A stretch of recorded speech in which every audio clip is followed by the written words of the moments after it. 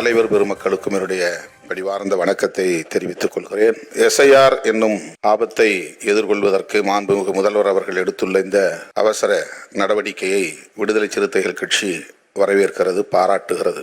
உரிய கால அறிவிப்புகளையும் செய்துவிட்டார்கள். இதை நாம் எவ்வாறு எதிர்கொள்ளப் போகிறோம் என்பது குறித்து மாண்புமிகு முதல்வர் அவர்கள் ஒரு வரைவு தீர்மானமாக முன்மொழிந்திருக்கிறார். அதனை நாம் வரவேற்கிறோம். இது வாக்குரிமையை குறிவைத்து நிகழ்த்தப்படுகிற ஒரு தாக்குதல் அல்ல, குடியுரிமையை குறிவைத்து நடத்தப்படுகிற ஒரு தாக்குதல். இந்த அரசியல் புரிதல் நமக்கு தேவை. குடியுரிமையை உறுதிப்படுத்துவதற்கான ஆதாரங்களைத்தான் கேட்கிறார்கள். ஆதார அட்டை வேண்டாம் என்று சொல்வதற்கு அவர்கள் சொல்லுகிற காரணம் இது குடியுரிமையை உறுதிப்படுத்துவதற்கானது அல்ல என்பதுதான். 2002ஆம் ஆண்டு வாக்காளர் பட்டியலில் உங்கள் பெயர் இருந்தால் அதை பொருத்தி பார்க்க வேண்டும் என்று சொல்லுகிறார்கள். காலக்கெடு, அதாவது கால அளவை சொல்லுகிறார். 1987க்கு முன்பு பிறந்திருந்தால் பிறந்த தேதி, முகவரி, தந்தை பெயர் உள்ளிட்ட ஆதாரங்களை காட்ட வேண்டும்.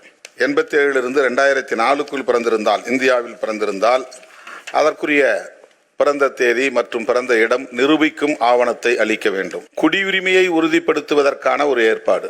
ஆக இவர்கள் மறைமுகமாக தேர்தல் ஆணையத்தை பயன்படுத்தி குடியுரிமை சட்டத்தை நடைமுறைப்படுத்துவது, NRCயை உருவாக்குவது. அதுதான் இப்போ அவருடைய முக்கியமான நோக்கம். இந்த தேர்தல் வெற்றியோ அல்லது இந்த வாக்குரிமையை பறிப்பது என்பதோ அவருடைய நோக்கம் இல்லை. அவர்களின் இறுதி இலக்கை அறிவிப்பதற்கு NRC தேவைப்படுகிறது. NRCயை நடைமுறைப்படுத்துவதற்கு இந்த தேர்தல் ஆணையத்தை பயன்படுத்துகிறார்கள். இந்த அரசியல் புரிதலோடு தான் இதை நாம் எதிர்கொள்ள இருக்கிறோம். அதாவது தேர்தல் ஆணையம் இந்த வேலையை செய்யறதுக்கு எந்த அதிகாரமும் கிடையாது. இதுக்கு பீப்புள் ரெப்ரசன்டேட்டிவ் ஆக்ட் தான் இருக்கு. அதன் மூலம் தான் வாக்காளர் பட்டியலை சரி செய்யணும். ஏற்கனவே டெலிஷன், அடிஷன், கரெக்ஷன் இந்த வேலைகள் நடந்துகிட்டு தான் இருக்குது. எல்லா காலத்திலும் நடந்திருக்குது. ஒவ்வொரு தேர்தலின் போது நடக்குது. ஒவ்வொரு ஆண்டும் தேர்தல் நேரத்தில் மட்டும் இல்லை, எல்லா ஆண்டுலையும் ஒரு குறிப்பிட்ட காலத்தில் அவங்க அறிவிக்கிறாங்க. அந்த நேரத்தில் நீங்கள் போய் வாக்காளர் பட்டியலை சரி பார்க்கலாம். டெலிஷன், அடிஷன், கரெக்ஷன்ஸ் இதெல்லாம் செய்யலாம். இது ஏற்கனவே இருக்கிற நடைமுறை தான்.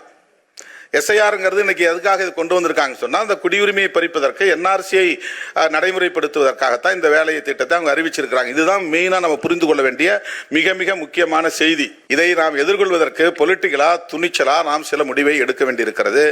எனவே இந்த வாக்காளர் பட்டியலை சரி பண்றது கூட கைட்லைன்ஸ் இல்லைங்கிறது ஒரு புறம். அதை விட முக்கியமா தேர்தல் நடக்கிற அந்த காலத்தில் ஓராண்டில் இதை செய்யக்கூடாதுங்கிறது சட்டம் இருக்கு. அதுக்கான ஆக்ட் இருக்கு. முன்னால ஒரு வருஷத்துக்கு முன்னாடி நடத்தணும், அல்லது ஒரு தேர்தலுக்கு பின்னால நடத்தணும். தேர்தல் நடத்தி முடிச்சுட்டு செய்ய சொல்லலாம். இல்லைன்னா உச்சநீதிமன்ற தீர்ப்பு வரட்டும், இந்த வழக்கு முடியட்டும், அதுக்கு பிறகு செய்யன்னு சொல்லலாம். NRCயை நடைமுறைப்படுத்துவதற்காக செய்றீங்க, அதனால இதை இப்போ நடைமுறைப்படுத்தக்கூடாது.